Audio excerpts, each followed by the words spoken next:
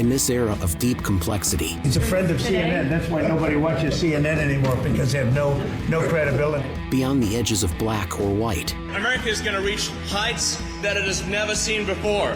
The future is going to be amazing! it's time to be notionally accurate. America is a nation that can be defined in a single word. I was in the foothills of the Himalayas with Xi Jinping. Here are your hosts, Captain Kirk and some guy named Jason. Welcome one and all to the 19th episode of the Notionally Accurate podcast, produced live right here at the One Man's Burden studio in my undisclosed compound, located in one of the Tesla dealerships angry communists are setting on fire to, protect democracy.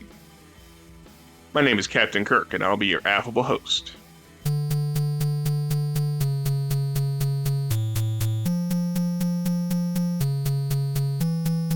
Hope everybody had a safe St. Patrick's Day. Let's get into it on Notionally Accurate. Judicial tyranny, rogue justice, gangsters in black robes. What is going on with our courts? Can a district judge, representing a single district in the USA, become king of the country?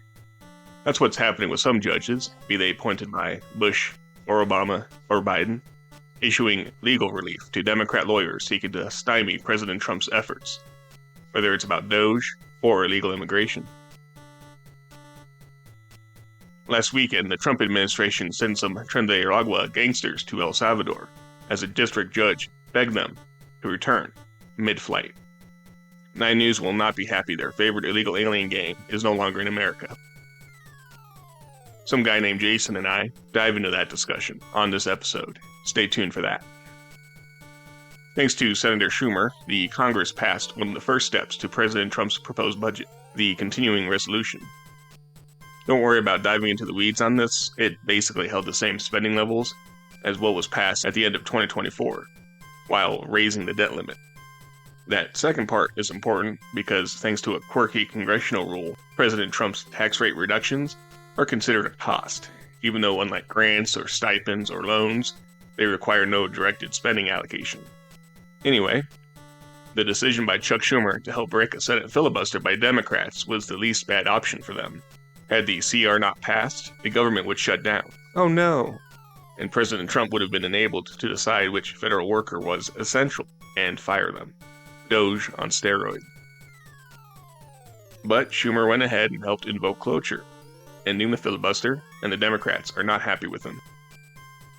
Some guy named Jason and I talk about the fallout from Schumer's vote. Will AOC really mount a primary against him? Thanks for tuning in, and enjoy the discussion.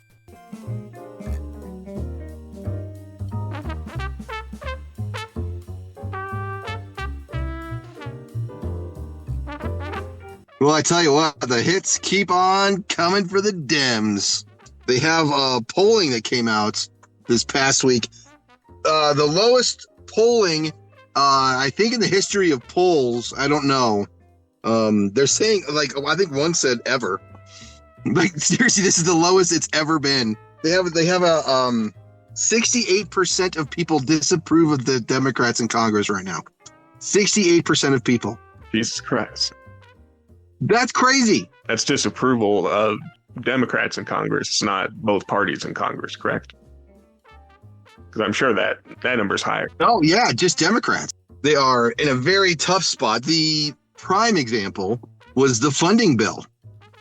Oh, yes, the continuing resolution. Yeah, they couldn't be responsible for shutting down the government, but they also didn't want to support Trump. So they didn't know what to do. They didn't bring any paddles to that. You know what I mean? They didn't know what to do. Right.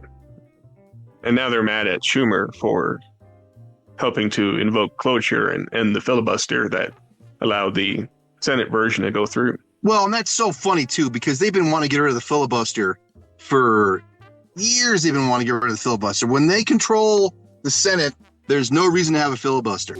With regard to the filibuster, I believe we should go back to a position of the filibuster that existed just when I came to the United States Senate 120 years ago. There's no reason. It just gets in the way. It is anti-democratic, and it doesn't make any sense, and we hate it, and we should get rid of the filibuster. So the best way to get something done, if you hold near and dear to you that you like to be able to.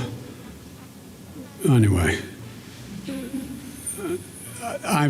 we're going to get a lot done. And if we have to, if there's complete lockdown and chaos as a consequence of the filibuster, then we'll have to go beyond what I'm talking about. But then they are not the majority, and now they're going to use the filibuster. Even though I mean Schumer had to make this call. He had to make a call, right? He had to keep it open. Because for the past 10 years, especially under the Trump administration, any government shutdown was seen as the fault of Republicans. So the Democrats felt back then that government shutdowns were bad, Republicans bad. And then when push comes to shove, the current makeup of the Senate makes it so Schumer had to agree, and I think a couple other Democrats had to agree to get up to 60 votes, bust through the filibuster, and get this passed in order to avoid the hypocrisy label. And I think AOC wants to primary Schumer. Is a face-off between New York Congresswoman Alexandria Ocasio-Cortez and New York Senate Minority Leader Chuck Schumer in the cards? Apparently, AOC is not ruling that out in a new interview. I don't think that'd go too well. Oh, yeah. She said the whole thing was a slap in the face that he pushed it through. What else is he going to do? Right.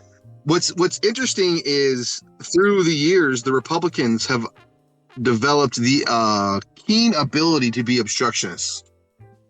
They know how Republicans know how to throw a monkey wrench in things. They know how to get small victories that kind of screw up the whole thing. They know how to kind of throw a fly in the ointment a little bit, Right. The Democrats have been in power this whole time. They've been in power for almost two decades.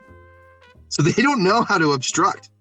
They've always gotten their way. They've always gotten, if not their way, they have a very easy scapegoat in the Republican Party to point at and be like, these guys are the worst.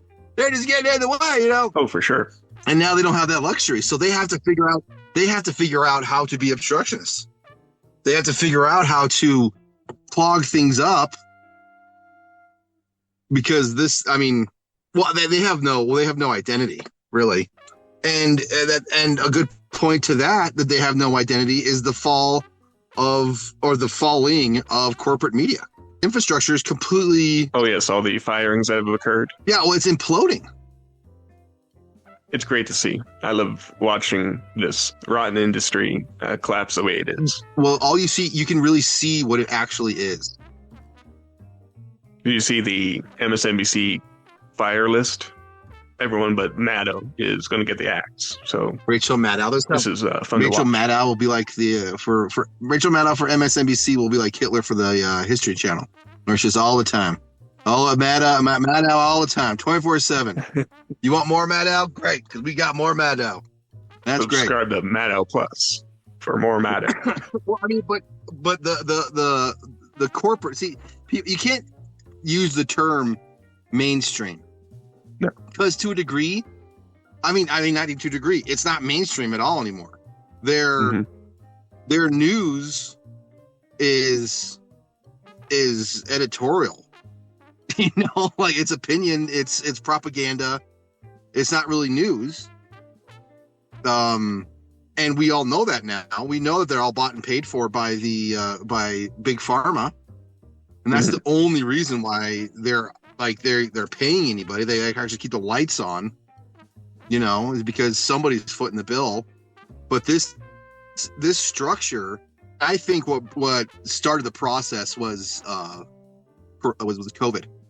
Because once COVID showed a lot of things, it showed the gross underbelly of the press. It showed the manipulation of those in power.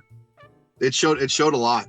It was a big red pilling moment for a period of time. Yeah. And it's not just that there were lockdowns and riots, but it's also everything that's come since: the continued censorship efforts and the prosecutions against Trump, the attempted assassinations against him, and the effort to stop, even RFK. They wanted to get him off the ballot until he started supporting Trump. And then they turned around and tried to keep him on the ballot in a very cynical ploy in the 2024 election. Thankfully, it didn't work, but these people are ruthless. And I think it was Chuck Schumer that said, when you take on the intelligence community, they have 6 ways from Sunday getting back at you. Such a crazy statement. His words have proven prophetic. Such a crazy statement. That is. Never had to answer for it, and he threatened those Supreme Court justices. Yeah. I want to tell you, Gorsuch. I want to tell you, Kavanaugh. You have released the whirlwind, and you will pay the price. That's nuts. Well, but because of this, though, because of the light that is being shown on all this stuff, ABC, NBC, CBS, they don't hold water anymore. CNN's a joke. MSNBC's a joke. People still cling to Fox. And what's going to be interesting, I think, because Fox has always been, and Fox started as like alternative. You know what I mean? Like it's the alternate. It was like, what? What's Fox? There's a new channel called Fox, and they think a whole different way, and this is crazy. But now that if they're mainstream, it'll be interesting to see what will come up and pop up against Fox. Well, we have some podcasts that hit a couple million views per episode, and that's equivalent to a day at Fox or Newsmax or OAN. So there's some alternatives to the alternative. So it just depends on one's reach.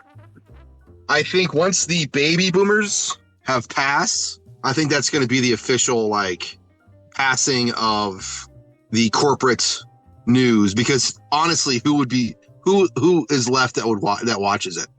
I don't know anyone under the age of 70 that watches the nightly news or even Fox or MSNBC and CNN like that anymore. I mean, most people now, they watch their videos on YouTube or go directly to the website or show, they don't need to be in front of the TV at 6:30. That's not a thing anymore. You don't have to do that. Bingo.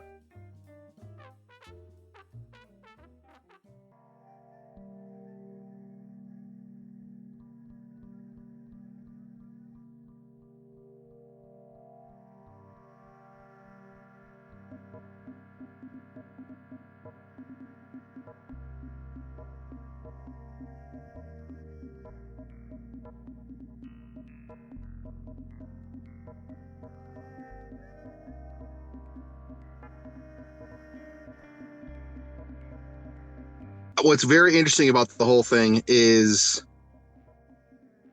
it's the showing of the process and how the Democratic Party now is gutted and has no direction. They have no recognition of what they are. They're taking on 80-20 issues. They take the 20% every time. And as much as I love to watch that, every American would vote. Yeah, it's just dumb. It's just dumb. Mm-hmm. And with this Mahmoud Khalil guy, right? He's not a citizen. He is not. I don't know why people are like, he's got rights. No, he doesn't. He's not a citizen. I know that to a degree, the left, they don't want being an American citizen to be as important as it should be. They don't want that. They want everyone is an American citizen. No, everyone can't be an American citizen. That's just not possible. And this guy wants to destroy America. He wants to destroy the fabric of what we are in our infrastructure. And he's not even American. What rights does he have? Go away. You know what I mean? What I don't see. And everyone's up in arms because it's the whole Palestine Israel thing. So it's a good hook for that. But give me a break. The guy's a bum. I mean, I don't know. What do you think? So he went to one of the most interesting universities and graduated from Columbia. Yeah, your alma mater. Interesting. Yeah. How many years you go there? 7, never graduated. How many years you go there? Lots of people go to school for 7 years. Yeah, they're called doctors. No, but the point, they're called doctor.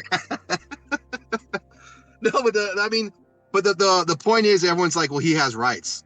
He was kidnapped. He is a visitor. Yeah, here. so he has a visa. So he has it a would be visa. the same thing. I mean, if he was, yeah, he has some rights or privileges, I think would be a better term, for having been brought over here. But it's not ironclad, and he is a guest to this country. I don't have a problem with them deporting him. well, he's a student, right? He studies at Columbia. He actually graduated. So he's just hanging out because it said something about how they came and got him out of Columbia-owned housing. I think they did pay for his housing. I thought he was staying like in dorms or something, yeah. So and he said, did you see what he said? He said some crazy things. I mean, he said some rather terroristic statements, as far as statements go.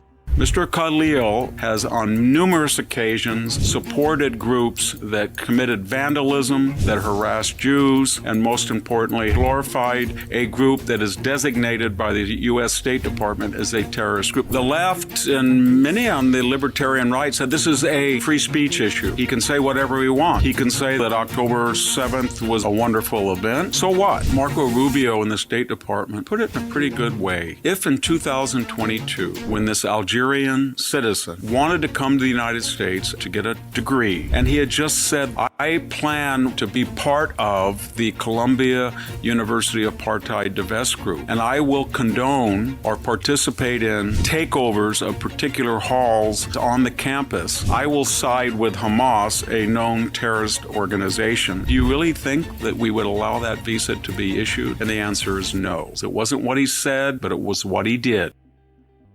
But why are the Democrats defending a terrorist or a terrorist sympathizer? Why would you take that side? Because one, Trump bad. Two, Israel/Jews bad. And three, America bad. And so anything they can do to make America look bad, they will do that. Sure. That's fine. And it's just, that stinks as an American that you would do that, Definitely. This judge that is preventing Khalil from being deported, his brother is Jason Furman, who is a economist for Obama, blah, blah. Well, the judge's wife. I don't think this has any bearing on the decision. It's just an interesting aside. She was a professor at Columbia. Whatever, dude. Isn't that everything crazy? goes back to Columbia. They're everywhere. Everything goes back to Columbia. It does. That's funny. No, but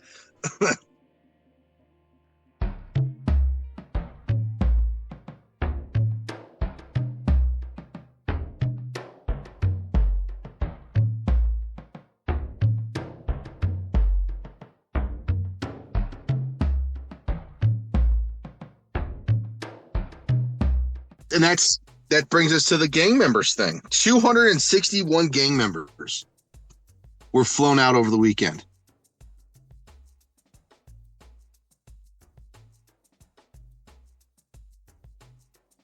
So who was the judge that stood up against, who said that it was illegal for the Trump administration to ship out these illegal aliens, and then also, if the planes are in the air, they need to turn around and come back, which they didn't do, by the way. They just went there and dropped these guys off. Did you see the clips? I did, yes. Oh my God. If there's anything to be scared of, like I would hate to go to that El Salvadorian prison. Holy mackerel, dude. Oh my goodness. That looks horrific. Look like hell on earth. So the judge was Jeb Boasberg, He's a Bush appointee. His career was boosted by Obama Biden. He's a foreign intelligence surveillance court judge. Roberts appointed him that position from 2014, and then I don't know if he was term limited or stepped down in 2021.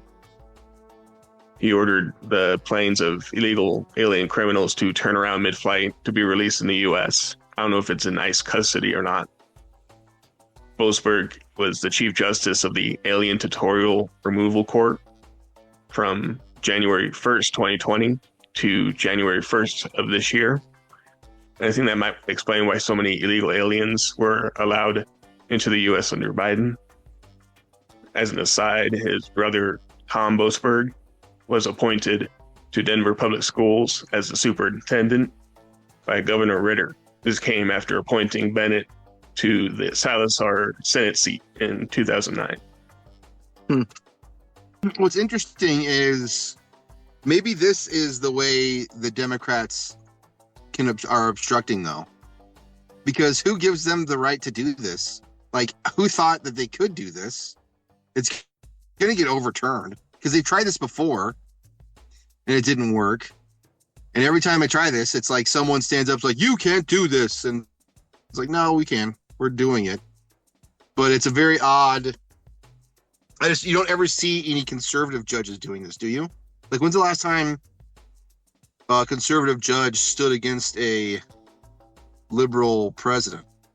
There was a judge in Texas that was preventing some aspect of the ACA, Obamacare, from being enacted. And I think it was like 2017 to about 2019 or so. Could be off on the dates, but that's one aspect. But I know that wasn't a liberal president at the time, but a judge has tried to block or prevent some liberal policies from getting through. Now, you might be asking about like malice of intent as part of a scheme broad through multiple agencies to prevent an administration from functioning. Well, that's what they are doing to Trump, and a lot of Trump supporters are up in arms because, well, you haven't deported 50 million illegal immigrants yet. It's 2 months in office, but you need to turn this country around in 2 days. It's not feasible. Well, I mean, it's going to take time. The damage has been done, and the rot is so deep that you can't just do it that quickly. My favorite is the one that Trump said he would get the Russia-Ukrainian ceasefire going within 24 hours of being elected. It's like, yeah, really? How are you going to do that? Like, I think it's a little bit more complicated than you doing that in 24 hours, but what do I know? But no, yeah, I mean, people are like, we need to change stuff. The border, they're at the lowest border crossings, I think, like in history, right? Or darn near. There's like only like 200 people are crossing that they catch. And that sounds like a lot, but they were getting 10,000 people a day under Biden. So amazing what you can do when you change the president. Well, yeah.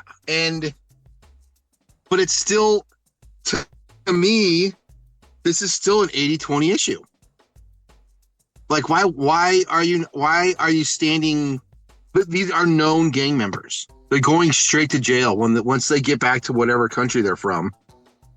From what I could tell, they probably hope in Venezuela, because if you're from El Salvador, you're. I mean, so how are you against this? I don't understand this. Like, how is this? It's the same thing with Mahmoud, the Khalil guy. Like, he's not an American citizen. He doesn't have the rights of an American citizen. Well, the Supreme Court can end this at any time. There was an opportunity for the Roberts Court to prevent a district judge from issuing an injunction against efforts to cut USAID. I think it was like a 5-4 decision. Amy Coney Barrett and Roberts sided with the 3 liberals on the court and sided with these injunctions that Eventually, since it was sent back down to the lower court, the judge declined to order the president to release the money anyway that was not already given out. So it was as Roberts is known to do, in one hand and poop in the other, So, ew. That seems like like a horrible option. Jeez Louise. That's the Roberts court for you. Always unreliable. It's just a very weird. It's very weird. I think the left, their reflex is always protest. Whenever something goes on that they don't like, they protest. That's how they show their dislike. So you have these left judges who are it's their kind of version of protesting, because there's nothing they can do. They're not going to change anything. It's going to go to the Supreme Court and it's going to get shot down. Federal judges should not have the ability to stop single-handedly the American government. That should not be a power. Well, one would hope. Absolutely. Yeah, they shouldn't be able to interfere with executive functions in this fashion. So we have an opportunity, if the Roberts Court takes up any of these court cases, and we can get, and it's very specific, district court judges. They only represent a part of the country. Yeah. They should not be able to issue nationwide injunctions or judicial relief for whoever their left-wing plaintiffs happen to be. We have some opportunity, but it'll depend on how the Roberts Court rules. Well, yeah. It's just very interesting, and hopefully the left this week has a little bit better of a week, because they were taking their whoopings. And something I think that the Democrats should get behind. It's very brutal. Is the hard criticism of these tariffs. And I know that you were saying because these tariffs are no matter what Trump does, and I've said this before and I'll say it again, no matter what Trump does, either with the border, with ceasefires, whatever he does, nothing's going to matter if he does not turn the economy around. And he is leaning hard into the tariffs, like hard. And I guess it makes everybody nervous, and it made everybody nervous enough to where the markets had the worst week they've had. The Wall Street had the worst week in 2 years this week. Yeah, poor Wall Street not getting pumped and primed by Joe Biden's useless spending.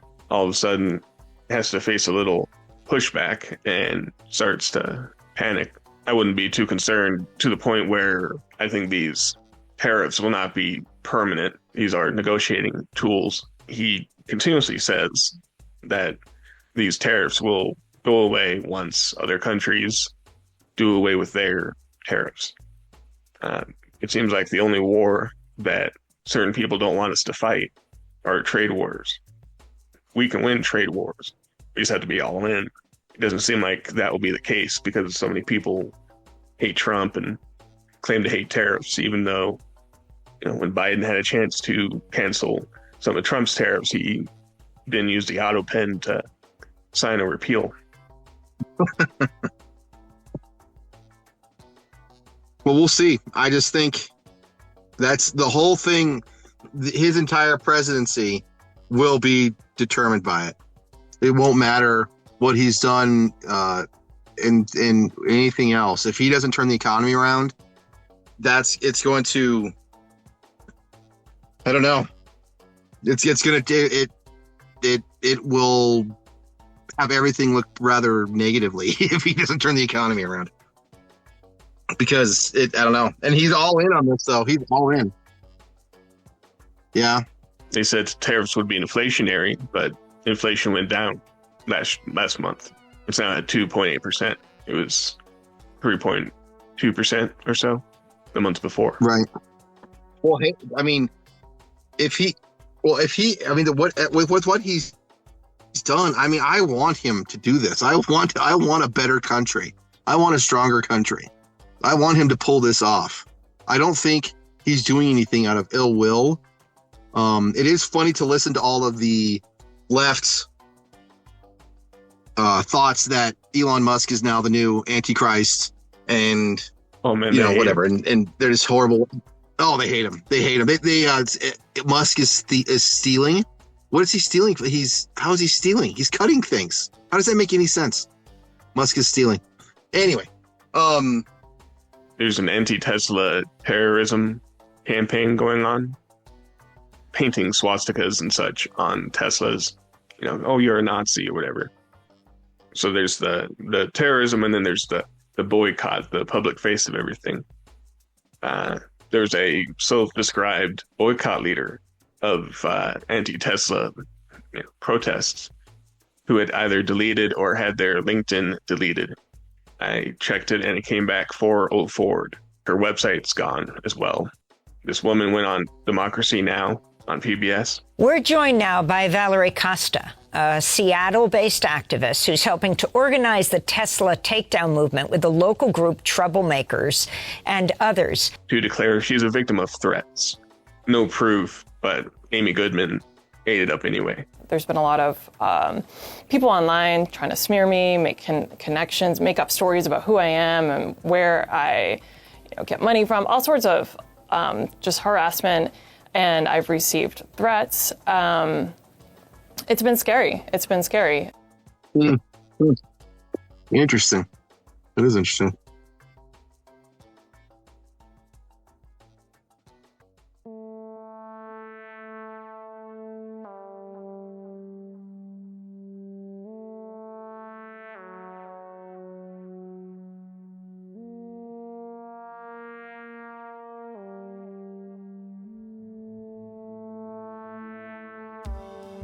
So apparently the IRS chief counsel was demoted, and CBS reports that he was replaced with a DOGE ally. So it seems like within the administration, parts are being moved and obstacles are being replaced with people that know what they're doing. This guy by the name of William Paul, he's been replaced by Andrew DeMello. We'll see how it works out. That's awesome. If they can cut the IRS, I mean, they're already going after the Department of Education. If they can go after the IRS, I can't see how people are against this. I don't understand it. I mean, other than the people who are benefiting from it, how could you be against this? I get it. If you're, I don't know. Those who are barking louder, so the ones you should be the most worried about. Because the money that we're not talking about things that are necessities. I mean, hopefully. And if they are, then, I mean, in theory, we'll go back and fix it. So there's been examples of DOGE cutting employees that were necessary and then having to hire them back. And the critics of DOGE like to point to that and say, oh, see, that's proof that DOGE is malicious and unnecessary and such. But I think what they're doing is they hired him back. Yeah, exactly. They hired him back. They're back doing what they were supposed to be doing legitimately. So what's the problem? Yeah. And it's ridiculous. I don't know. That is the biggest thing that separates people, and I don't think they realize it, but that separates people politically is what you think the size of the government should be. Should the government be all things to all men, or should the government just be this over here? A lot of people think the government should be all things to all men. That is a very insightful framing for the current situation, that the Democrats are imploding and there's some infighting among the Republicans. Trump went after, Massey in the House and claims he'll try and primary him, but Massey's survived multiple primary attempts before, so we'll have to see how that goes. But sure, that old war horse, he ain't going nowhere. Yeah. He's called Dr. No, because he just says no to everything. Yeah, he says no to everything. You have to respect that, though. I kind of respect it. At least you know where he stands, Then he gets voted in. he did vote to prevent Trump from reallocating funds to build a border wall a couple of years ago. But yeah, thanks. Oh, where's your principle then to say no? Only when it's against Trump. That's funny.